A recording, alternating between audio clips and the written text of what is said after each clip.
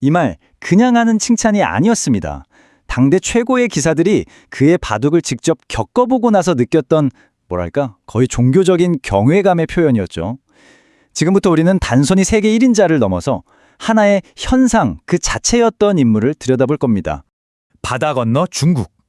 이창호라는 존재가 단지 한 명의 라이벌이 아니라 중국 바둑계 전체에 얼마나 거대한 심리적 충격과 절망감을 안겨줬는지 한번 살펴보겠습니다.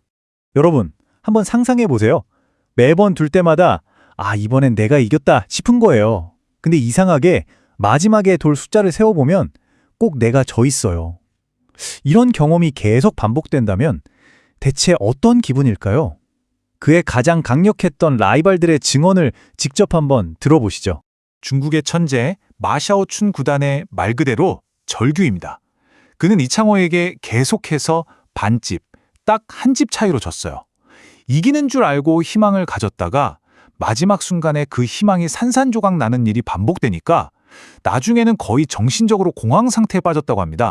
결국 마샤오춘은 이런 탄식까지 내뱉게 됩니다. 삼국지에서 주유가 제갈량을 보매했던 그 말이죠. 자신의 그 엄청난 재능이 이창호라는 존재 앞에서는 아무런 의미가 없다고 느끼게 된 겁니다.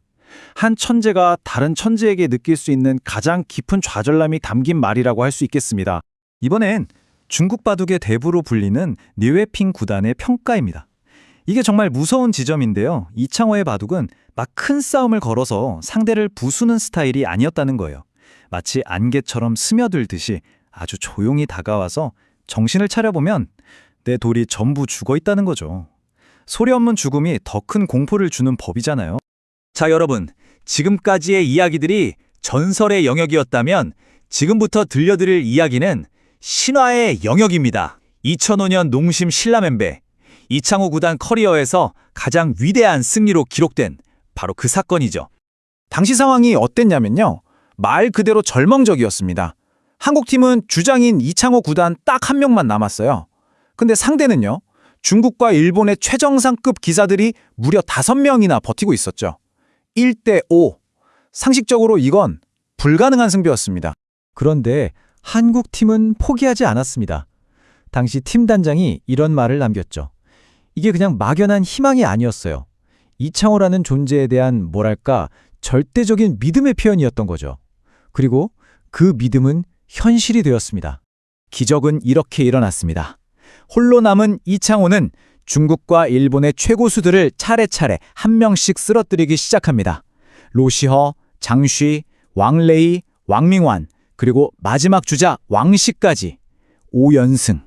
정말 영화에서도 이렇게 만들면 욕먹을 법한 기적같은 역전 우승을 차지한 겁니다. 마지막 대국이 끝나자마자 당시 이걸 생중계하던 중국 해설자가 충격과 공포에 빠져서 내뱉은 말입니다. 한 명의 개사가 한 나라 전체에 안겨준 그 패배감의 크기가 얼마나 거대했는지 이걸 보여주는 아주 상징적인 멘트죠. 아니 대체 어떻게 이런 승리가 가능했을까요?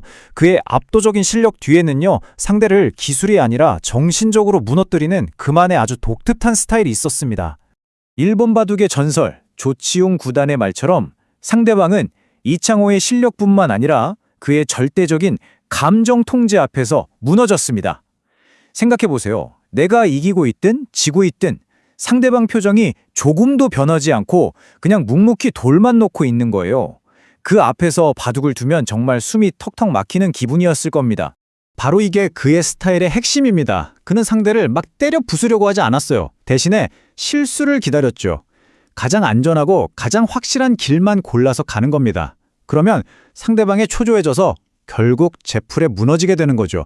이건 바둑을 넘어서는 고도의 심리전이었던 겁니다.